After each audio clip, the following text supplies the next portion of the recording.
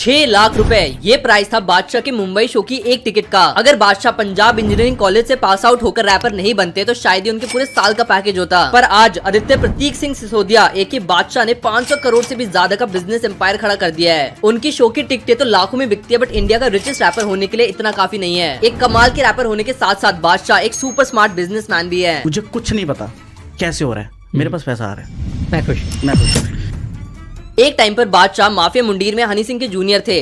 जहां 2009 में Honey Singh super hit हो चुके थे, वहीं बादशाह को बॉलीवुड में सक्सेस काफी लेट मिली, बट इसके बावजूद आज बादशाह की नेटवर्थ हनी सिंह से डबल है। हिट गाने तो हनी सिंह और बाकी आर्टिस्ट ने भी बहुत दिए हैं, बट आखिर बादशाह इंडिया के रिचेस्ट रैपर कैसे बने? मोस्टली लोगों को लगता है कि बादशाह live shows and music royalty से कमाते हैं, but that is not true. एक सुपर सक्सेसफुल रैपर होने के साथ साथ बादशाह एक सुपर स्मार्ट बिजनेसमैन भी है। एंड आज की इस वीडियो में मैं आपको बादशाह के 4 ऐसे सोर्सेज ऑफ इनकम बताऊंगा जिसके बारे में बहुत ही कम लोगों को पता है, बट वो इससे महीने के करोड़ों रुपए कमा रहे हैं। ऑल्सो अगर आपको ऐसा कंटेंट पसंद आता है जहाँ पे मैं बाकी लोगों की बिजनेस और मार्केटिंग स्ट्रैटेजीज को डिकोड करता हूँ, तो do subscribe to my channel. Without any further ado, let's get started. First is restaurant business. बहुत लोगों को नहीं पता, बट बादशाह की 500 करोड़ की नेटवर्थ का एक बड़ा पोर्शन उनके रेस्टोरेंट बिजनेस से आता है। बादशाह फिलहाल 2 रेस्टोरेंट चेन्स को ओन करते हैं। First one is dragon fly and second one is sago. पहले बात करते हैं उनके ड्रैगन फ्लाई रेस्टोरेंट के बारे में। ये रेस्टोरेंट उन्होंने 2019 में स्टार्ट किया था एंड इसकी फिलहाल 2 ब्रांचेस है, एक JW मैरिट मुंबई में एंड दूसरी एरो सिटी दिल्ली में। एंड ये दोनों की दोनों ब्रांचेस बहुत ही अच्छा कर रही है। जैसे बादशाह की इमेज है लार्जर देन लाइफ की, उसी इमेज को देखते हुए इन रेस्टोरेंट्स की भी थीम रखी गई है। यहाँ पर आपको एकदम प्रीमियम एम्बियंस मिलेगा। बहुत सारे सेलिब्रिटीज इस क्लब में परफॉर्म करते हैं एंड बहुत सारे एस्पायरिंग सेलिब्रिटीज परफॉर्म करना चाहते हैं। एंड उसके साथ साथ इसके फूड का प्राइस भी काफी प्रीमियम है। आपने अगर 2-3 आइटम भी मंगा लिए तो आपका बिल आराम से 3000 से लेकर 5000 रुपए पर पर्सन आ जाएगा। ऊपर से सबसे ज्यादा इंटरेस्टिंग बात यह है कि जब भी कोई सेलिब्रिटी बादशाह के क्लब में परफॉर्म करता है तो उसके रेवेन्यू का कुछ परसेंटेज बादशाह को भी जाता है।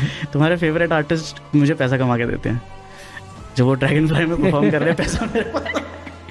अब आप बोलोगे कि भाई बादशाह इतना सब कुछ कैसे कर रहा है? वो रैप भी लिख रहा है, वो लाइव शोज भी कर रहा है, वो रेस्टोरेंट भी हैंडल कर रहा है, तो आखिर इतना सब कुछ एक बंदा कैसे कर सकता है? तो देखो, जितने भी आपके फेवरेट सेलिब्रिटीज है वो किसी न किसी बिजनेसमैन के साथ पार्टनरशिप करके उस बिजनेस को चलाते हैं। फिर चाहे वो 1-8 कम्यून बाय विराट कोहली हो, के ब्यूटी बाय कटरीना कैफ हो, being human by Salman Khan हो, तो बेसिकली एक बिजनेसमैन सारा बैकग्राउंड वर्क देखता है एंड उस ब्रांड के फेस सेलिब्रिटीज होते हैं एंड ये लोग सेल्स को ड्राइव करते हैं। अगर हम बादशाह के इस क्लब की बात करें तो इसके पीछे एक बहुत ही फेमस बिजनेसमैन है जिसका नाम है प्रियांक सुखीजा। इनका रेस्टोरेंट इंडस्ट्री में 20 साल से भी ज्यादा का एक्सपीरियंस है एंड ये इंडिया में बहुत ही फेमस रेस्टोरेंट चेन को ओन करते हैं। फिर चाहे वो लॉर्ड ऑफ द रिंग्स हो, तमाशा हो, डियाब्लो हो, एक्सेट्रा। तो बेसिकली बादशाह का ब्रांड सेल करके अपने रेस्टोरेंट चला रहे हैं एंड बदले में बादशाह को एक परसेंटेज शेयर मिलता है। अब मोस्टली रेस्टोरेंट बिजनेस बहुत ही बेकार बिजनेस होते हैं क्योंकि उसमें मार्जिन काफी लो होता है एंड लॉस काफी ज्यादा होता है, क्योंकि आपको हर महीने रॉ मटेरियल के लिए पैसे देने पड़ते हैं, फिर वेटर्स और शेफ की भी सैलरी जाती है एंड बहुत बार तो आपको बचा हुआ खाना फेंकना पड़ता है। बट फिर भी ड्रैगन फ्लाई एक्सपीरियंस जो ये क्लब है, इसके प्रॉफिट्स काफी ज्यादा है एंड इसका बिजनेस मॉडल भी काफी यूनिक है। ड्रैगन फ्लाई एक्सपीरियंस क्लब अगर प्रॉफिटेबल है तो उसके पीछे सिर्फ एक ही रीजन है एंड वो रीजन है बादशाह खुद। अब क्योंकि बादशाह इतना बड़ा ब्रांड है तो आराम से 100 रुपए की चीज भी 1000 रुपए में बेच सकते हैं। इनफैक्ट मोस्टली जो ये लग्जरी ब्रांड्स होते हैं वो भी इतना ज्यादा प्रॉफिट इसलिए कर पा रहे होते हैं क्योंकि अपनी सस्ती चीजों को अपनी स्टोरी एंड अपने ब्रांड के थ्रू महंगी में बेच पाते हैं। एक बार आप इस शूज को देखो।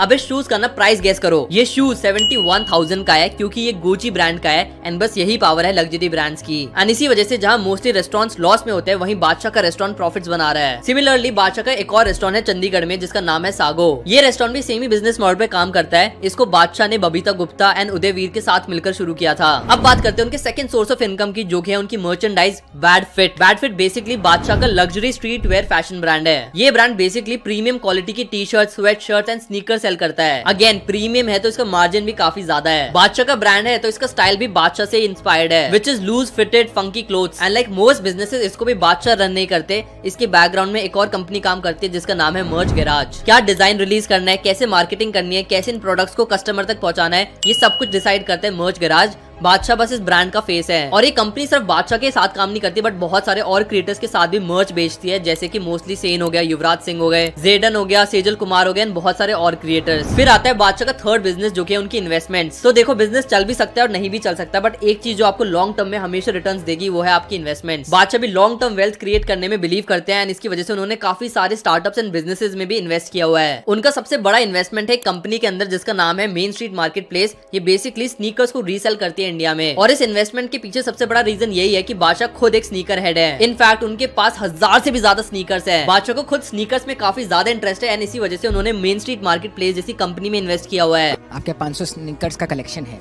कितने हैं? नहीं ज्यादा है, 500 कम बोल रहे कितने? हैं। 1000 एक होंगे जो तो 1000 जूते से ज्यादा होंगे।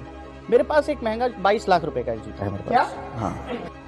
इसके अलावा उन्होंने एक इंडियन बियर कंपनी में भी इन्वेस्ट किया हुआ है जिसका नाम है कीबा, एंड ये भी रिसेंटली काफी अच्छा परफॉर्म कर रही है। फिर लास्ट ईयर बादशाह ने ड्रूम के साथ भी पार्टनरशिप की थी जो कि एक कार रीसेलिंग कंपनी है। बादशाह ने ड्रूम में इन्वेस्ट भी किया हुआ है एंड ये इसके ब्रांड एम्बेसडर भी है। और इन सभी इन्वेस्टमेंट में एक बहुत ही इंटरेस्टिंग चीज है कि इनमें से बादशाह किसी से भी पैसे नहीं लेते स्पॉन्सरशिप के, बट इक्विटी लेते हैं। देखो जो ब्रांड स्पॉन्सरशिप मनी है ना वो सिर्फ एक ही बार आता है, आपने किसी की प्रमोशन कर दी और उसके बदले आपको पैसे मिल गए। बट अगर आपके पास उस ब्रांड की इक्विटी है तो जैसे जैसे वो ब्रांड ग्रो करेगा वैसे वैसे आपके पैसे भी ग्रो करेंगे। एंड बादशाह ने मोस्टली कंपनीज में इक्विटी ही ली हुई है एंड इसकी वजह से वो काफी ज्यादा पैसा कमा सकते हैं when compare to brand sponsorship money. इसके साथ साथ बादशाह एक स्पोर्ट्स टीम को भी ओन करते हैं। उन्होंने अल्टीमेट खो खो लीग में मुंबई की फ्रेंचाइजी तक ली हुई है। फिर शार्क टैंक से फेमस हुए अश्नीर ग्रोवर की कंपनी क्रिक पे जो कि एक फैंटेसी लीग ऐप है उसमें भी बादशाह ने एक बहुत बड़ा स्टेक लिया हुआ है। बादशाह के जितने भी ये इन्वेस्टमेंट्स है ये काफी लॉन्ग टर्म है एंड डेफिनेटली उनको लॉन्ग टर्म में अच्छा खासा प्रॉफिट ही देंगे। ऐसा मैं इसलिए कह पा रहा हूँ क्योंकि बादशाह की बातों से साफ दिखाई देता है कि वो बिजनेस और इन्वेस्टमेंट में काफी ज्यादा इंटरेस्टेड है। कोई भी बिजनेस स्मूथली नहीं चलता है, it has its ups and downs. कोई भी बिजनेस हो तो आप बंदे पे पैसा लगाते हो। Beauty is this is common sense. but we don't think about it. आप We think ज्यादा yes, सोचने लग जाते हो। बादशाह को पता है कि बिजनेस तो ऊपर नीचे होता रहेगा बट अगर फाउंडर स्ट्रांग है तो डेफिनेटली उनको लॉन्ग टर्म में अच्छी खासी सक्सेस मिलेगी। साथ ही उनके मुंबई एंड चंडीगढ़ में करोड़ों के फ्लैट है जिससे हर महीने लाखों की रेंटल इनकम आती है। अब बात करते हैं उनके फोर्थ बिजनेस के बारे में जो कि है TV shows and brand deals. बादशाह एमटीवी हसल और इंडिया गॉट टैलेंट के जज रह चुके हैं। मोस्टली टीवी रियलिटी शोज के जजेस एक सीजन के आराम से 2 से 3 करोड़ रुपए ले लेते हैं एंड बादशाह मल्टीपल सीजन के जज रह चुके हैं तो डेफिनेटली उन्होंने साल के करोड़ों रुपए कमाए होंगे इन टीवी शोज के थ्रू। इसके अलावा बादशाह ने काफी सारे ब्रांड्स के साथ ब्रांड डील भी साइन की हुई है, फिर चाहे वो पेप्सी हो, क्रेड हो, अमेज़न हो या फिर और भी बहुत सारे ब्रांड्स हैं। एक ब्रांड एंडोर्समेंट का बादशाह आराम से 2 करोड़ रुपए ले लेते हैं एंड अपने इंस्टाग्राम पर स्टोरी या फिर पोस्ट डालने के आराम से 25 से 30 लाख रुपए। इन 4 हिडन सोर्सेज ऑफ इनकम की वजह से आज बादशाह की जो नेटवर्थ है वो 500 करोड़ से भी ज्यादा है। बट हम लोग बादशाह से ये 3 चीज सीख सकते हैं बिजनेस के बारे में। Number 1 is learning from setbacks. बादशाह ने जितनी सक्सेस अपने करियर में देखी है उतने ही फेलियर्स भी देखे हैं। बहुत पैसे वेस्ट किए, मैंने फिल्में प्रोड्यूस करी हैं, मैंने बहुत फेलियर्स देखे हैं। top 2 failures बता जहाँ पे सबसे ज्यादा पैसे उड़ाए। टीवी चैनल टीवी चैनल क्या था वो? It was a channel called आहो।